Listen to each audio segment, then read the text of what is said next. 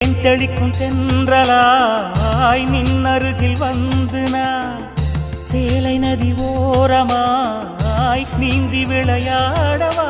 நாளும் மின்னல் கொஞ்சம் தாழம் பூவை சொல்லி ஆசை கேணிக்குள்ளே ஆடும் மீன்கள் துள்ளி கட்டிலும் கால்வலி கொள்ளாதோ கைகளை கீறியதோ செம்பூவே உன் மேகம் நான் வந்தால் ஒரு வழி உண்டோ